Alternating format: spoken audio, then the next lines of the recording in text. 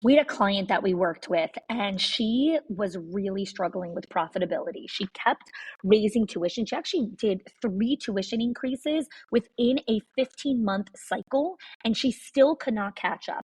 So I helped her work with our 6 money leaks in schools, and she only used 3 of the 6 money leaks and cut her expenses by 50%. 50. She did not fire anyone. She did not slash any of her programs, and she did not work more hours. Again, the 6 money leaks are not hacks or spreadsheets. These are patterns. They are small decisions that feel so normal that your school does, but they quietly drain your school's profit.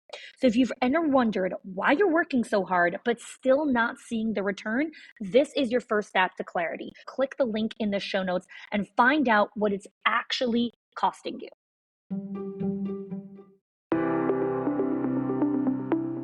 Welcome to a special 3-part series titled, You're Not the Only One.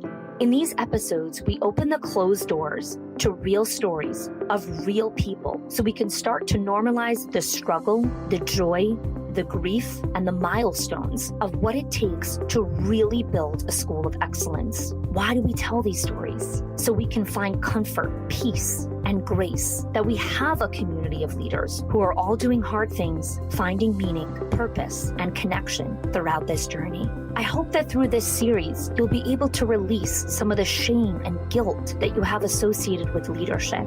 I hope that you can laugh and connect, find relevance in some of similar funnies and similar challenges. I know that leadership is one of these great paradoxes where we ask ourselves, how can I be so smart but also so afraid? How can I be so this but also so that at this exact same time? So this 3-part series is going to explore leading yourself, leading your team, and leading the parents.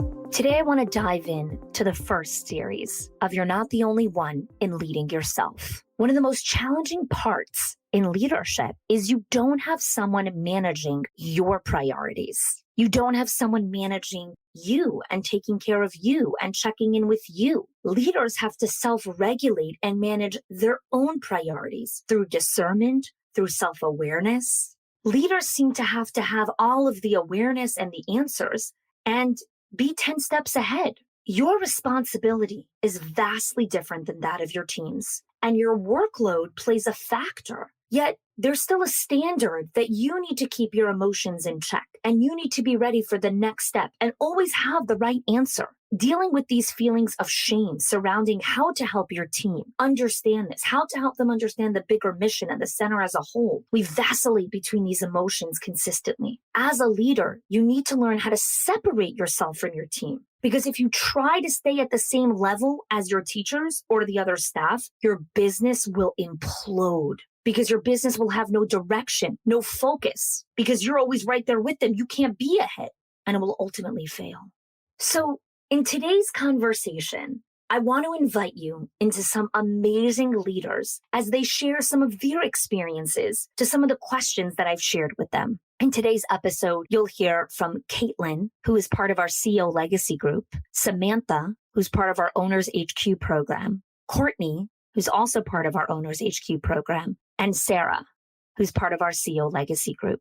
They've each taken the time to share some of their vulnerable experiences with you. And as you listen to each of them, I want you to pause and literally press pause on the podcast. Maybe you play back what they said. And I want you to think, where do I see myself in this story? Where are parts of their story coming alive in my life? Where can I find relevance in what they're saying and feel like, okay, so I'm not crazy or I'm not alone? Remember, as you listen to these stories, you will find meaning.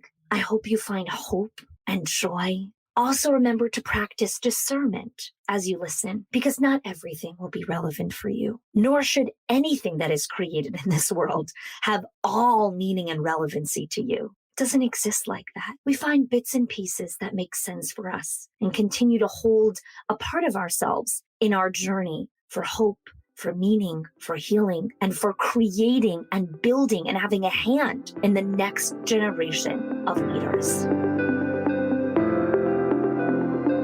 One of the areas that I find leaders often feel very lonely is in the managing of their own workload and priorities with this kind of almost hidden agenda around one day I'm going to be able to achieve perfect balance. One day I'm going to be able to balance my priorities and my workload, and I'll be able to cast the vision and create the culture, and I'll be able to do all the things. And there's a part of our subconscious that knows that that's not going to happen. And yet there's another part of our conscious mind that says, oh, if I just put all of my energy and I just pursue this hard enough and I just figure out how to SOP this, and then if I create this system and this handbook and this operating procedure, I will get there. You see, we tell ourselves there is some secret handbook or PowerPoint or PDF that we just have not discovered yet.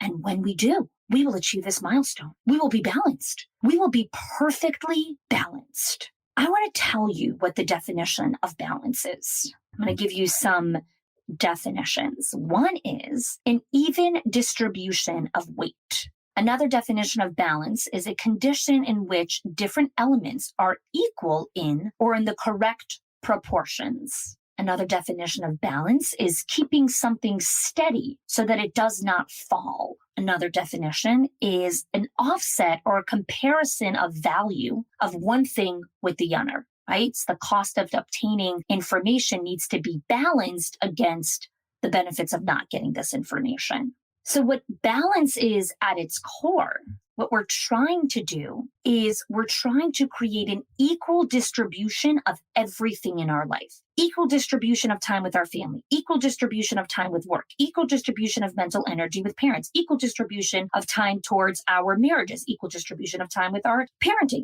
equal distribution with time for our mental health, for our physical health, for joy, for pleasure, for eating, for recreation, for hobbies, equal distribution. Everything has to be equal. So if I spend 2 hours gardening, then I should only spend 2 hours working. And if I spend 5 hours working, then I should spend 5 hours gardening. When you hear me say it like that, you're like, well, that's crazy. Yeah, well, we're trying to achieve that.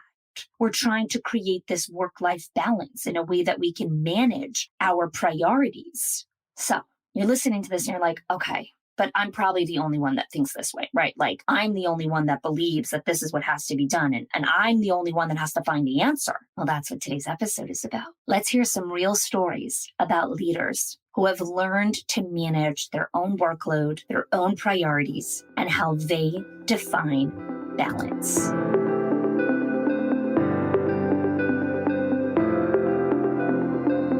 As the owner, I've created this balancing act of managing my responsibilities and priorities with casting my vision and consistently focusing on creating an amazing culture. And it's taken me several years to figure out how this works best for me and my team. But I've found that rarely is it ever an actual balanced act, so to speak. It's more of a balancing act. And what I mean by that is it's never perfect. So I've had to prioritize my responsibilities based on the season. So I know if we're in the beginning of a school year, I know that culture and vision are my main focuses for my team. And so that means developing my calendar around the trainings I'm going to give, when I'm going to spend time in the classroom, just creating real connection with my team and hearing about their day and seeing how their routines are going and just being a presence there. And I know that culture is always a journey, never set destination. So that always remains in my top 3 priorities. And how I kind of gauge that is,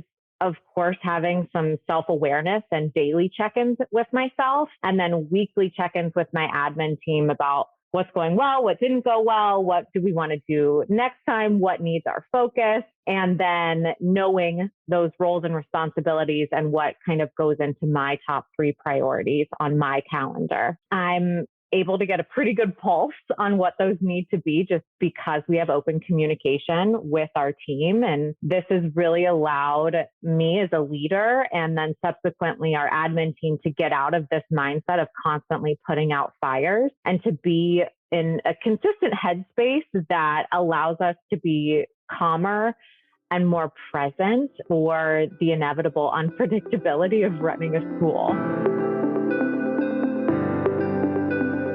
So as a leader, I think it's been a journey trying to learn how to manage my own workload and priorities and really defining what does that look like and what role does casting vision and creating culture have in my job. One of the things that I had to really stop and reflect on was I took a lot of pride in being the doer of all things and the knower of all answers. I was the person to come to, and I was the last stop when it came to decision making. So the buck stopped with me. And although that was very fulfilling in a lot of ways because it filled my need to be needed, what I learned about myself was that it actually drained me more, and unintentionally, I was robbing my team of the opportunity to be able to grow and think outside of the box. And so by me being the end all be all of my company, it led to a lot of burnout, not just within myself, but within my team. I've seen a decline in creativity around my team members. There was a decrease in morale. Often that was a result of they would bring me a problem and I would give them a solution and the solution didn't work. And there was a couple reasons behind that. One is I wasn't the one in the classroom. I didn't have the relationship with the students or with the staff member that they had. And two, they really weren't bought into this idea that of my solution because it wasn't theirs. And so overall, there was just this increase of frustration. And I think I got to a point where I had to stop and consider, do I even like my job? Is this really what I want to be doing and where I want to be? And so there was a couple different approaches I could take. I mean, obviously, one, I could bolt and go find something else to do with my life. But deep down, that really wasn't what I wanted to do. I could just keep on keeping on the way that I was going, but that wasn't healthy either. And so what I landed on was I really needed to more clearly define my role and responsibilities in my company, and then also the desired impact that I wanted to make as I went forward. Now, this process took a lot of reflection, practice, trial and error. It wasn't something that all of a sudden one day I woke up, okay, I'm making this change and now I'm moving forward and everything's going to be fixed. It really wasn't. It took a lot of time. And I'll tell you, it's really easy to fall back into old habits. And so I would make a resolution. I'm going to be a better question asker. I'm going to be more curious when my team brings me problems. I'm going to give them opportunities to solve these problems or propose solutions. And that was a transition. It wasn't easy. It wasn't very hard sometimes to sit back and stay quiet when you have this great idea that you want to share, and you've always shown how much you care about people by sharing your ideas, your experience, your thoughts. However, what I learned about myself through this practice of stopping, reflecting, trying out new things, clearly defining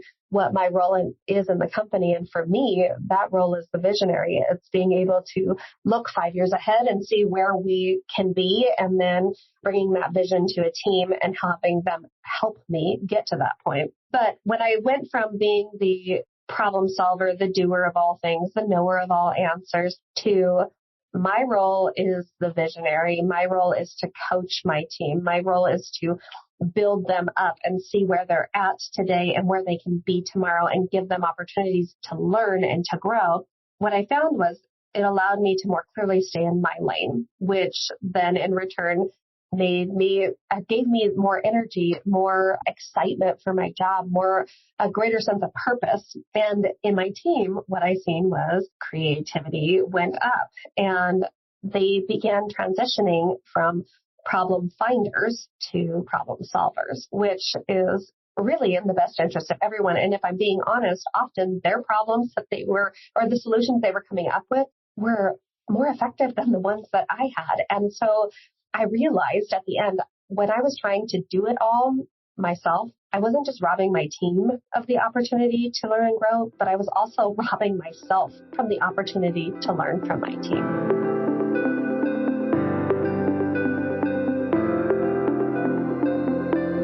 As we continue this conversation around leading yourself, and you're not the only one who's struggling with these moments of leading yourself, and we just heard a little bit around imbalance or balance, there continues to be a perceived imbalance of workload between leaders and teachers. And what I mean by that imbalance is hours worked physically for teachers, physically in the classroom, versus hours worked creating the vision and culture for the organization. And as a leader who's listening to this, your hours need to be in vision creation and culture. So I turn to some of our leaders and ask them to share some moments where they maybe have caught themselves in buying into this concept of the imbalance, where they feel like they need to put in more face time or spend more time physically in the classroom with their staff.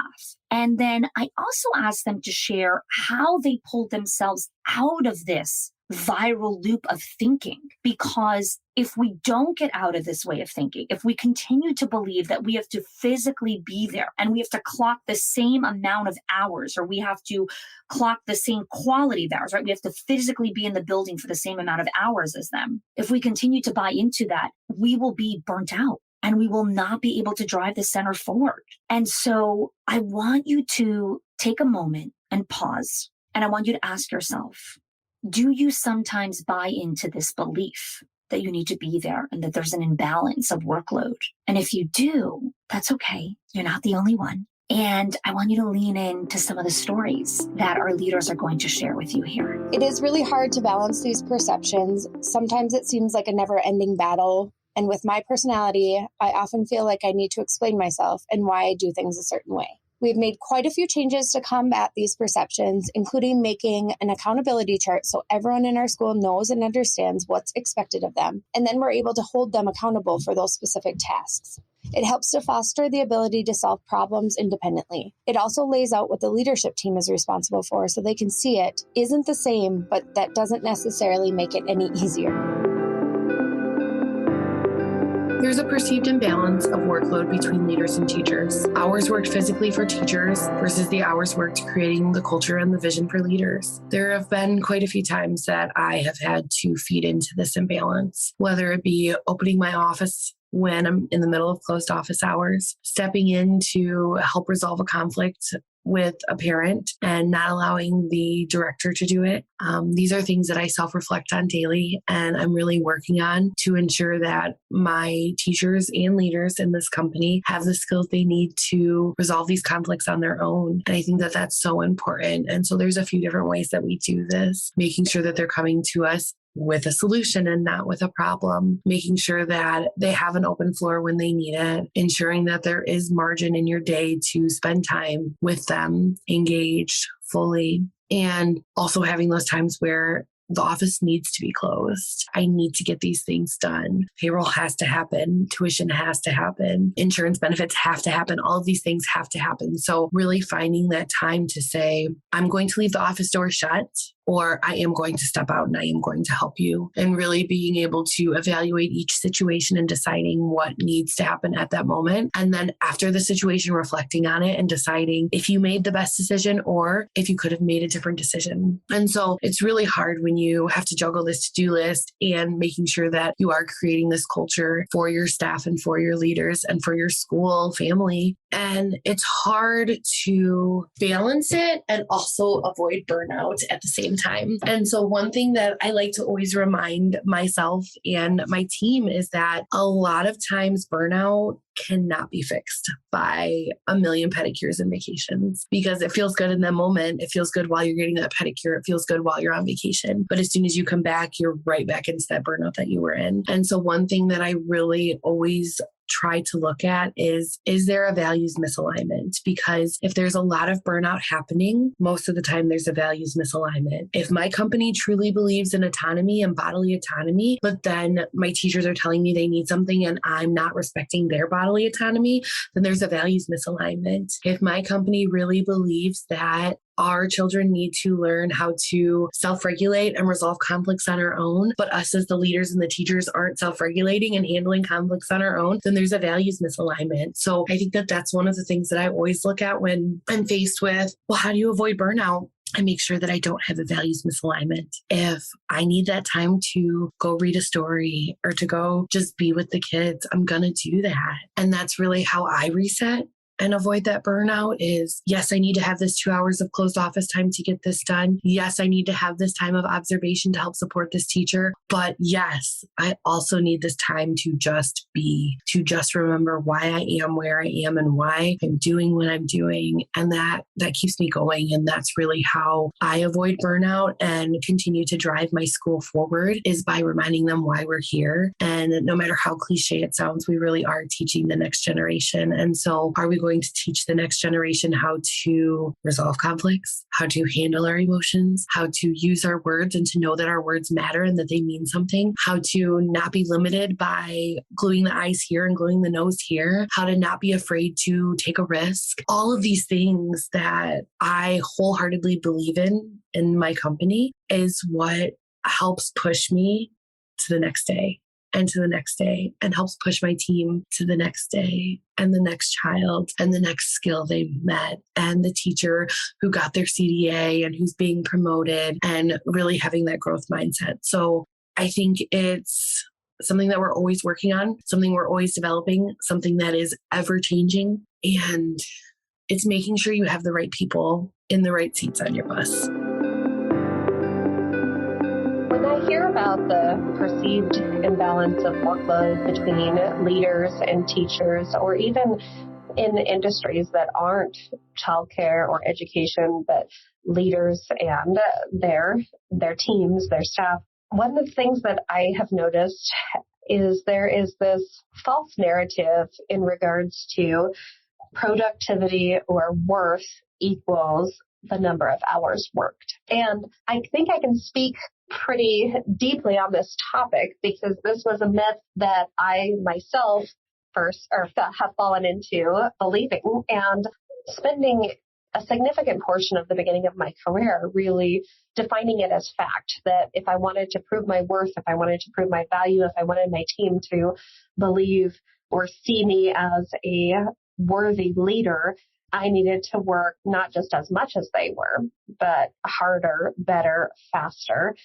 And I learned this isn't sustainable. The story that I was telling myself was that there was this innate character flaw within me, that where my team thought that I was better than them if I didn't put in enough hours, if I couldn't do not just my job, but their job as good or better than they could. And I learned that this was really my story. It wasn't their story. I didn't have one person tell me, Sarah, this is our expectation of you as the leader. These were expectations that I put on myself. What happened from really buying into this belief and this mindset and not questioning it was there was this sacrifice of my own unique gifts, my own unique talents, and ultimately the joy that I used to find in my job. And so I had to stop and go back to my why.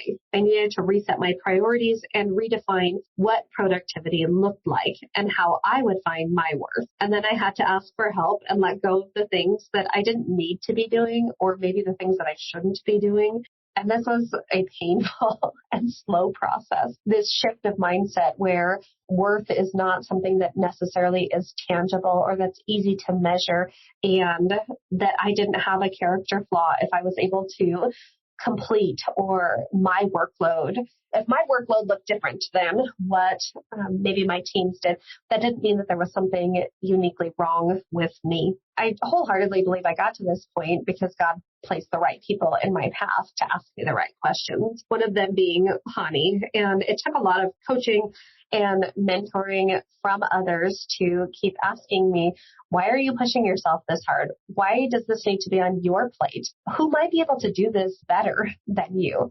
Who actually likes these things? And you would be giving them the gift of being able to complete it. And so I think the big questions that I had to really sit with was, who gets to decide if my dreams for my job are acceptable? If my ultimate dream is to work 20 hours a week in my company, who decides if that's okay or not? Is it society? Is it my family and friends? Is it myself? Where does this come from? And why is there something wrong with setting a dream and then achieving it?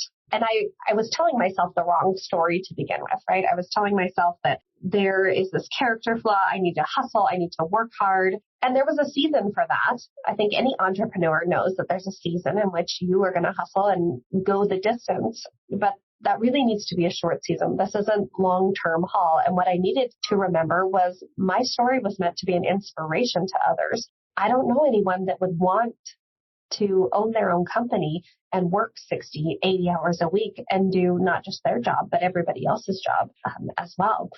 Now, I think that it could be very inspirational to say, oh my goodness, Sarah had this dream of being able to run a business and be very active and present in her family life, which is my top core value. I think that's a lot more inspirational, and it's not something to be ashamed of. And as an industry, especially one that is often the leaders in this industry are women, I think there is this tendency to kind of suppress our dream or associate our worth in different areas instead of saying, I have this dream, I've achieved it, and I get to be proud of myself. And this can be something that's inspirational to others.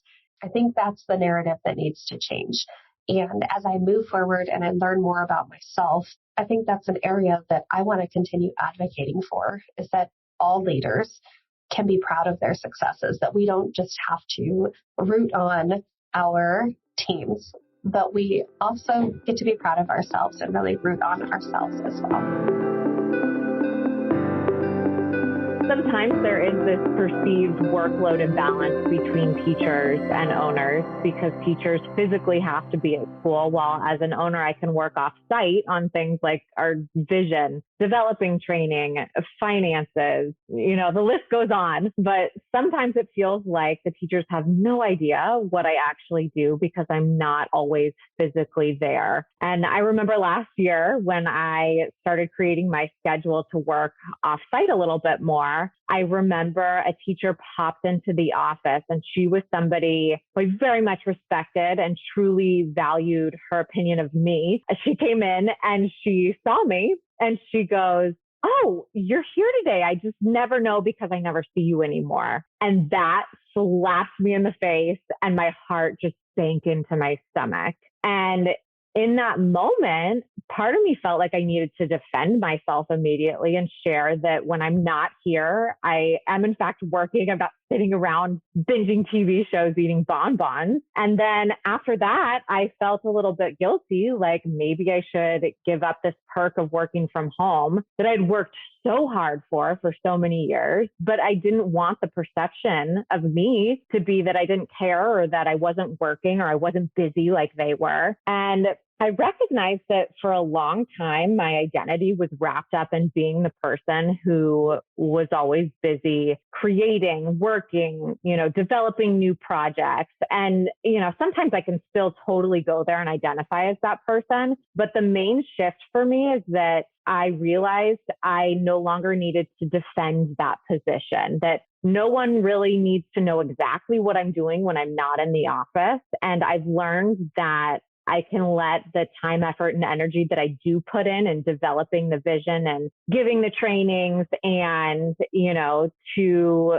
really let the culture and that time, energy, and effort speak for itself. The significance of needing to be the person who's always working all the time and everything has shifted into getting significance from watching all of that hard work in private really play out at the school, seeing how the culture is. It's a very supportive and respectful, collaborative culture where teachers are communicating with each other in the hallways, or they're developing their planning time together and bouncing ideas off of each other. They're eager to help each other out. If somebody needs something in a classroom, they can borrow a material from their classroom, and they genuinely like coming to work every day. And so that is now the reward, instead of saying, "Hi guys, I'm here all the time and you can bounce ideas off of me and you can have my ear." It's really now about building them into these leaders. And that's where that significance comes from now, more so than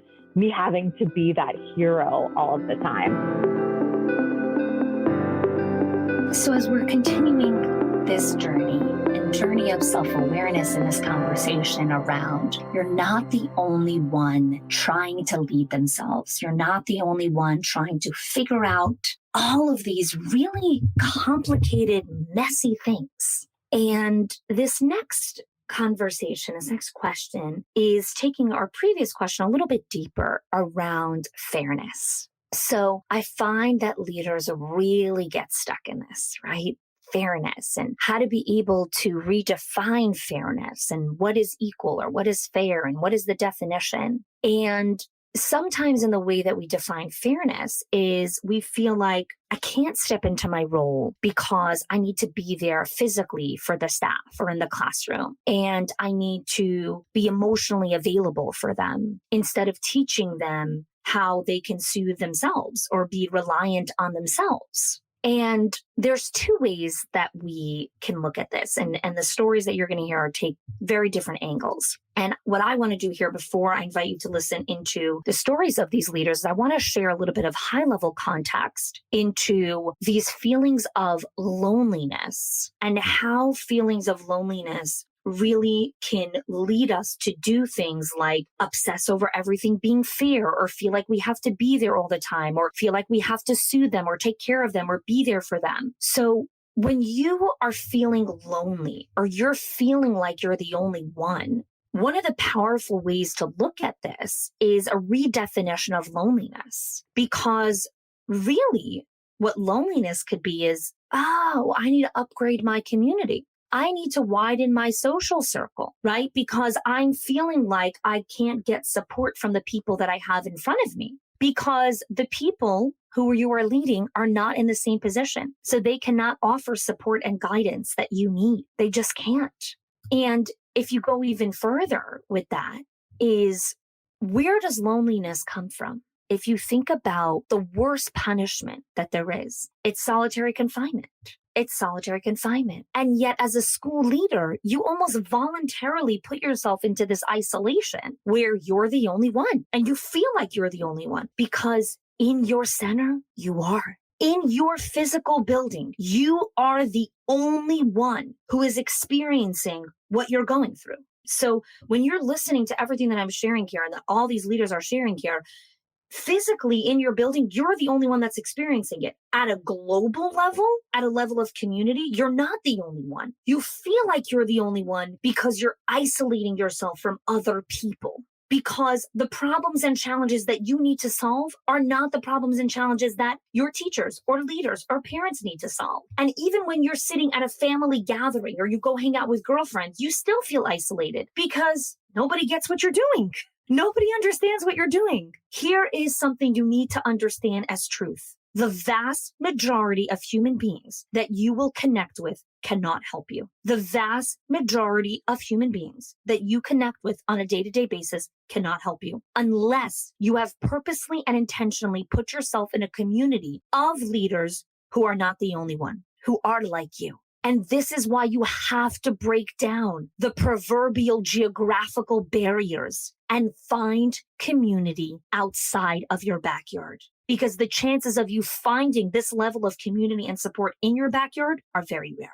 Because if you're listening to this podcast and you're resonating with what the leaders are sharing here and you feel like you're the only one, and when you listen, you're like, oh my gosh, I'm not the only one. That is because you are in the last 10% of leadership. You're in the last 10% of leadership. Your questions are, who should the next hire be? Where do I continue to spend my time? What is the next business investment that catapults my growth? Why is this part of my culture making me uncomfortable? And what do I need to do about this? Is this the correct business model to continue pursuing that will lead to the legacy that I'm actually trying to create? Some of the most critical decisions that you need to make, the vast majority of your current social circle cannot help you with, which is why the last 10% of leadership is so lonely. It's why I created these social groups. The leaders that you're hearing from are part of these social groups, the Owners HQ program, the CEO Legacy Group. It's the last 10% of conversations that no one is having. Because while everyone else is focused on what tactic to do next, and all of that could be Googled, we ask different questions. Because the last 10% of leadership is not where you go look for the next SOP. Please write this down and never forget it. The last 10% of leadership is not where you go hunting for the next SOP or the next handbook or the next PowerPoint. And if that's what you're still looking for, you're not in the last 10% of leadership. You're still floundering around trying to figure out to put your right foot in front of your left foot. And that is not where you need to be. The next 10% of leadership is where you go to ask next level questions that doesn't exist. You need to sit around people who are not asking, how do I do this? What's the SOP? What's the system? Stop with the systems. You're in a different level. Your people create systems, not you. You're in the next level of leadership. You're in the next level of leadership. So let's go back to this question, this final question that I asked the leaders. I asked them to share their experience in learning that they needed to upgrade their community and social circle and widen who they were connecting with, to include people who are at the same level or ahead of them. And then I also asked them to share how they have previously defined what is fair, right? Like, oh, it's not fair for me to go to that mastermind. It's not fair for me to go to this event. It's not fair for me to leave the center. It's not fair for me to go and take a 3-day, retreat or vacation. It's not fair. How have they redefined that fairness? So if you've been asking yourself these questions, these stories are for you. I'm not sure that I've ever really thought about how I've defined fairness in this context. But one of the things that I know is that I think there's this belief that fairness always equals equality. And I can definitely say I don't buy into that. I think what is fair may not always be equal, and part of fairness needs to be looking at each person's individual needs and individual circumstance. Now, in regards to the example of really putting out those fires rather than teaching the self-soothing and self-reliance skills, I definitely know that that is something, especially in my earlier days of leadership, that I was quick to do because it was a quick fix. And it was a quick fix, but it was also like putting a bandage on a gunshot wound. And what it did was it filled a brief need to have the conflict over. And it also fed a need within me to be needed. But at the end of the day, we would run into similar problems that we had already created solutions for. And our team, I would look back and go, well, gosh, this is really similar to this other solution that we had. But because I had just given the answer or put out the fire really quickly, there was never the opportunity to really learn from it. And this shift in my mindset, I think, really started when I began going to conferences and listening to other leaders in a variety of different fields and podcasts. And I joined coaching programs to start elevating my skills as a leader. And there was this misconception that a leader equaled fixing the problems. No, a leader equals teaching you how to solve the problems and building those skills within your team. And so I spent a lot of time with other individuals in the childcare industry, which was extremely helpful. But I also started networking pretty extensively with others in different communities. Specifically, I joined a local networking group where I met on a weekly basis with individuals from a variety of different career fields. So we had realtors and bankers, and there was an attorney, and there was someone who sells Mary Kay, and there was just this variety of people. And what I found was that there was a ton of very similar stories that were being shared. And the most successful leaders and the ones that had the strongest teams were not the problem solvers. They were those that asked great questions. And so expanding that social circle of mine or learning from the individuals who were further along in their leadership journey or who had different approaches that I'd never considered really helped shift this mindset between fairness doesn't mean that each person or that I go in and fix everything quickly. It doesn't mean equality. It means looking at the situation and being able to identify what skills do I need to help grow within this individual. Throughout my journey as a leader and owner, I've really always relied on community and my social circle to help me become the best version of myself. I can remember from a very early age, my dad telling me that you are the product of the people you spend the most time with. And I think because of that, and just really knowing that at an early age, I've always been really intentional with who I choose to be around and who I want to learn from. So I've had coaching, one-on-one coaching throughout the years. I've been in coaching groups. I've, of course, read a ton of self-help books, and I've chatted with friends and family about what I do at the school. But since joining Schools of Excellence, I've realized that having a specific community of leaders who share the same challenges that I do and who truly have an understanding of what it's like to lead and to run a school is an absolute must in my life.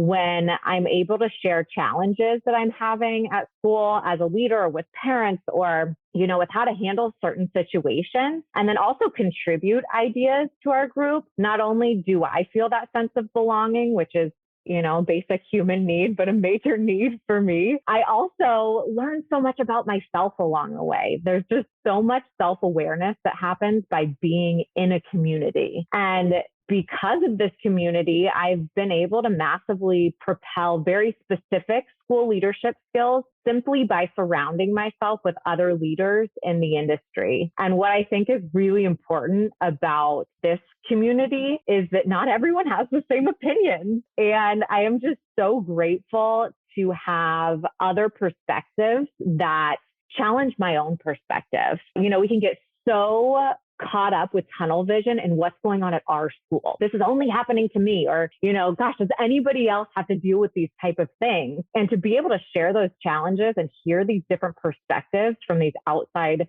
sources, you can't see the forest through the trees. There is a major eye-opening experience that happens with that. And we get to become better leaders and really better humans because of that. So I think that being a part of this community has allowed me to step into another level of leadership, a higher level of leadership that provides me way more freedom with my time and has given me more confidence, not only in myself, but in my team, and allowing them to be really great at their strengths. And it's really given me permission to focus on my strengths. I know that sounds somewhat silly, but sometimes you need a team of people or a coach to tell you that you have permission to focus on the things you're great at and outsource the things that are not fun for you or are not playing to your strengths.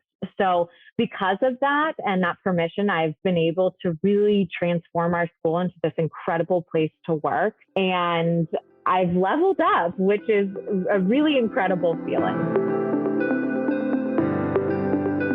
When I first entered the leadership world of early childhood, it was about 5 years ago, and I had a very different vision than I currently do. And so I think it's important to touch base on that before we touch base on how I really have created a community and widened my circle to know that I have the support that I need. When I first became a leader, one thing that I was told is it's lonely at the top. And for the first few years, man, was it lonely at the top. Learning how to help staff regulate their emotions, learning how to teach staff to resolve conflicts and to come to the solution and not a problem, and that they're fully capable and that they have experts and that they have support and that they really have people that they can lean on, including me as the leader, but also their peers. And after a while of teaching these concepts to my teachers of who's the expert in that, who can help you do that. I know that Ms. Susie's really wonderful at large group. It seems like, you could use a little bit of large group support. I wonder if Ms. Susie can help you. And obviously, I'm always there to support my teachers, but I think redirecting them to lean on others has really created a culture that cares here. They really have a community and know that not one person is great at everything. You have to lean on the experts of each individual topic. And so now when my teachers come to me, they know I'm going to ask, are you coming to me with a solution or a problem? Because if you're coming to me with a problem, I want to hear some solutions too. And so when they do come to me, they're coming to me with solutions and we'll talk through them and whatever it may be. And sometimes they just need to vent, and that's fine. I'm here too.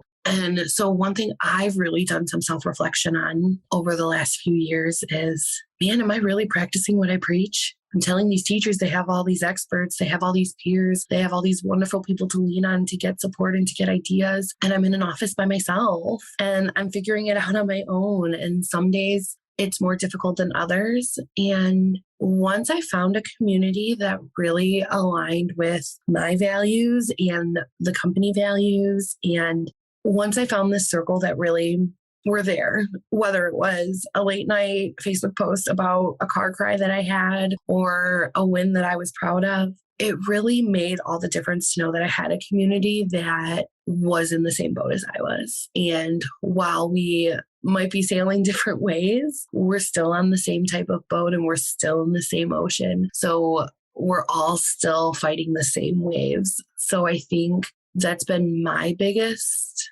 eye-opener as a leader is just because you're a leader, you don't have to do it alone. There are plenty of other leaders that are experts in certain areas where you may not be. And having the ability to lean on others has really made all of the difference and really helped ease some of my anxiety and my frustrations and my just, man, what do I do in this situation? I often hear from leaders, but I like being alone. I don't mind being alone.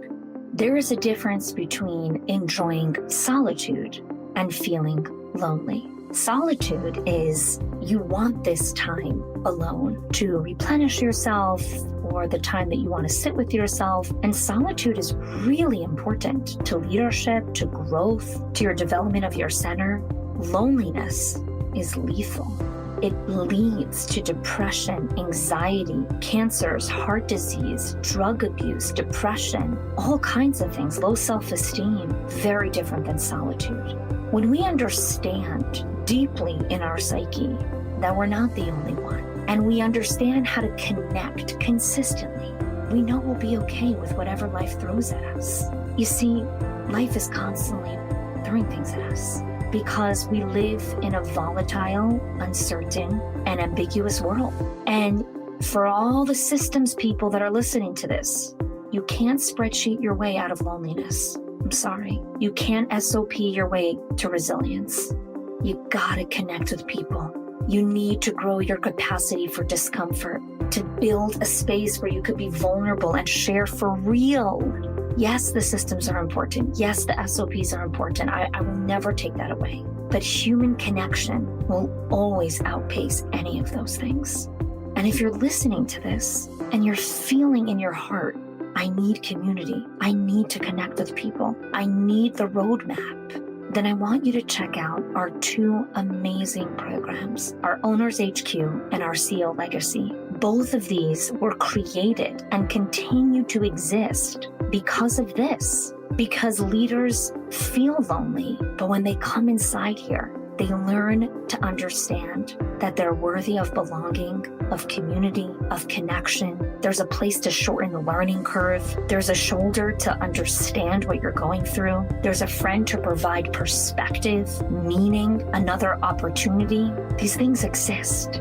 I want to thank you for taking the time to listen to this episode of You're Not the Only One in Leading Yourself. And if you're a little bit curious about checking out our programs, the link is in the show notes. You could check out our Owners HQ, our Directors Inner Circle, our Legacy Group, fill out an application, and you and I will jump on a conversation to discuss if this is a right fit for you, if this is the good next step for what you're looking for. This is a curated community. That's why we have an application process. We don't just accept everyone. This is a specific group of people who are looking for connection, for community, who are looking to build schools of excellence, who are looking to build work-life integration, who want meaning, who want to build legacy, and who understand that when there's community, belonging, connection, and when we don't feel alone, that's when you become unstoppable. Thanks so much for tuning in, and I'll see you next week when we start to uncover you're not the only one in leading your team.